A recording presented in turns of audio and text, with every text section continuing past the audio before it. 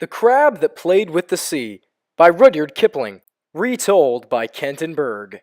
In the beginning, there was a great wizard.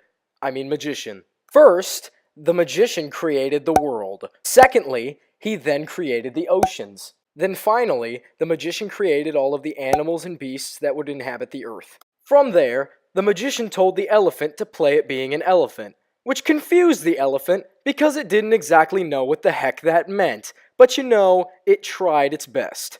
Then he told the beaver to do, whatever a beaver does.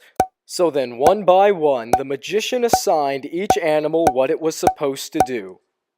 Then, of what I'm guessing was several hundreds of animals later, came a man, who I am also guessing was naked.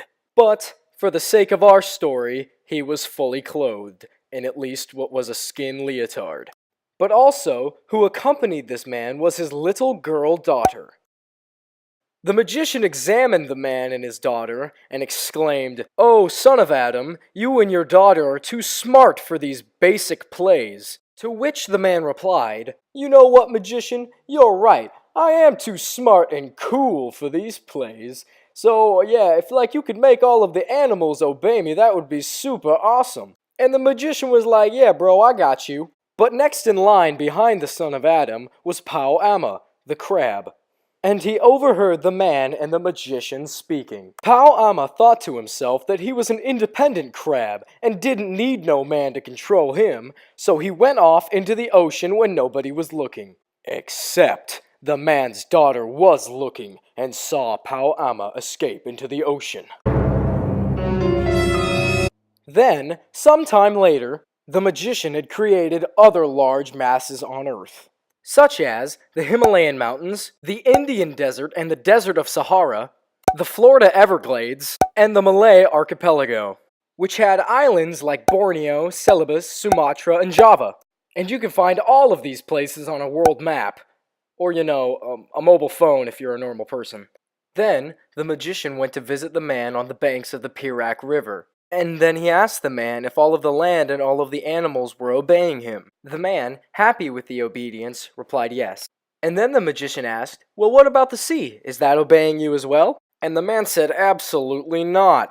The man complained about how the sea would rise up and flood his house, causing extreme damage to the exterior and interior. The man, who was clearly upset, asked the magician if he had caused the sea to act this way. The magician was unsure of why the seas were acting this way, and he knew that he had to get to the bottom of it. So he and the man loaded up in the canoe in search of their problems. The magician stood up and shouted, "Which one of you animals is screwing with the sea?" All of the animals just stared back, confused, as they had all done nothing wrong.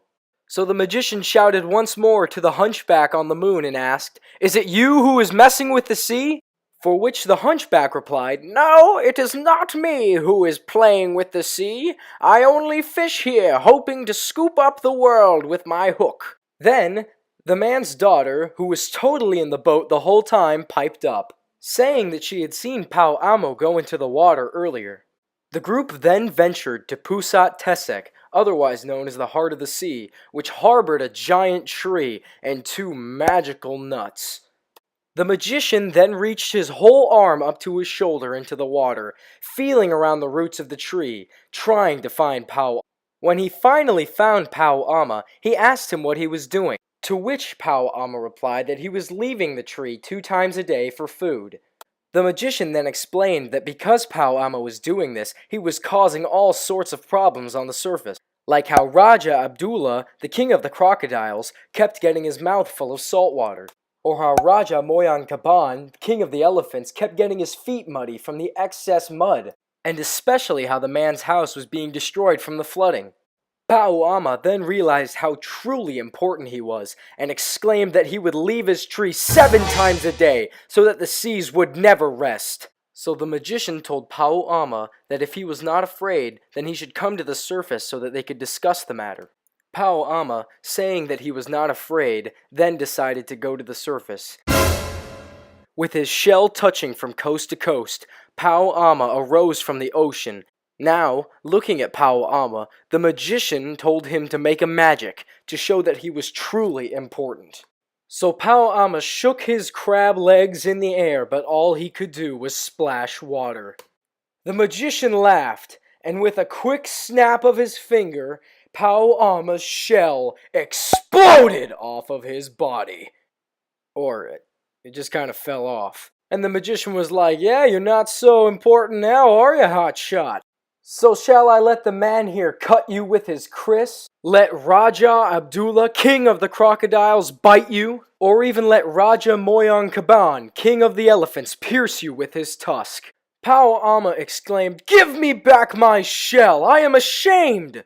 And the magician said, "No, no, no, you're just gonna be a jerk and keep playing with the sea." "But I am so big that I can only hide in Pusat Tasek," Pau'ama said, "and if I try to go anywhere else, all of the animals will kill me. But I cannot leave, for I will starve to death," and then proceeded to start crying, like a big baby. The magician then said, "Now, Pau'ama, I cannot make you play the play that I wished you to play in the beginning, but if you cooperate, I can make every rock, hole, and weed a personal Pusat Tasek for you and all of your family to come for ages." "That is a nice offer," Pau'ama said, "but I do not choose yet." "But wait!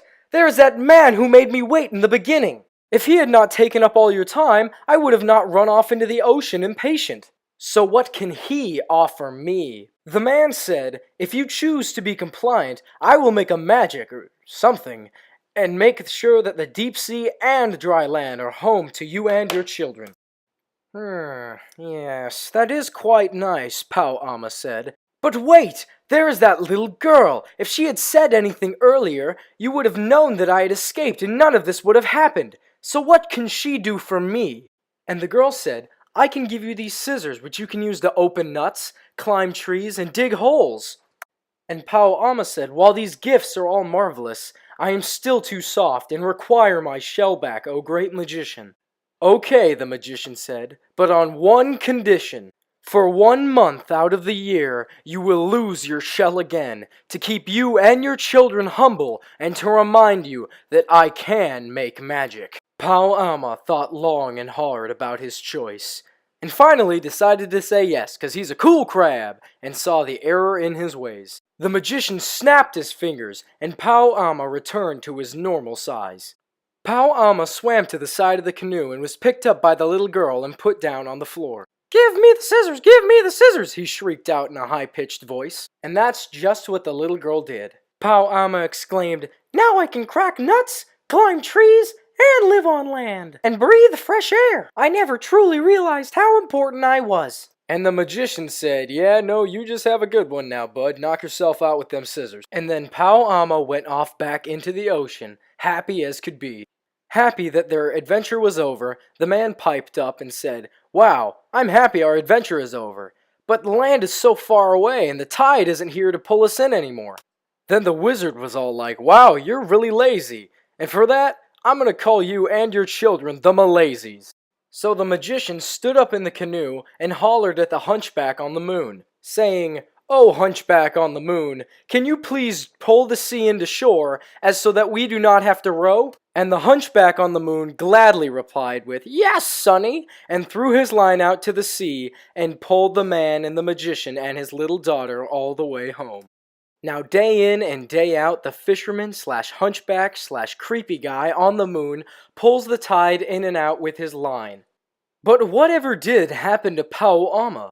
Well, you see, Pau'ama is just living the life, using all of the gifts that the man, the daughter, and the magician had granted him, because he and all of his children were all able to peacefully live in their own Pusat Taseks. But still, every year, for just 1 month, the magician kept his promise, and all of the crabs lose their shells. So it isn't fair to hunt or kill the tiny crabs because of what Pau'amu did so long ago.